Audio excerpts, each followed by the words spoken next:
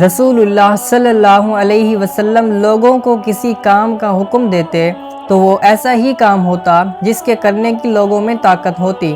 اس پر صحابہ کرام رضی اللہ عنہم نے عرض کیا کہ یا رسول اللہ، ہم لوگ تو آپ جیسے نہیں ہیں، یعنی آپ تو معصوم ہیں اور آپ کی اللہ پاک نے اگلی پچھلی سب لغزشیں معاف فرما دی ہیں، اس لیے ہمیں اپنے سے کچھ زیادہ عبادت کرنے کا حکم فرمائیے۔ یہ سن کر آپ صلی اللہ علیہ وسلم ناراض ہوئے، حتیٰ کہ خفگی آپ کے چہرہ مبارک سے ظاہر ہونے لگی۔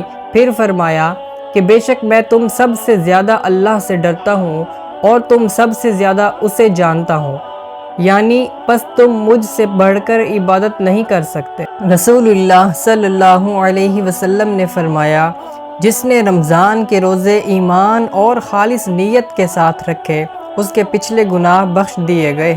رسول اللہ صلی اللہ علیہ وسلم نے فرمایا، جو کوئی رمضان میں راتوں کو ایمان رکھ کر اور ثواب کے لیے عبادت کرے، اس کے اگلے گناہ بخش دیے جاتے ہیں۔ رسول اللہ صلی اللہ علیہ وسلم نے فرمایا، جو شخص شب قدر ایمان کے ساتھ محض ثواب آخرت کے لیے ذکر و عبادت میں گزارے، اس کے گزشتہ گناہ بخش دیے جاتے ہیں۔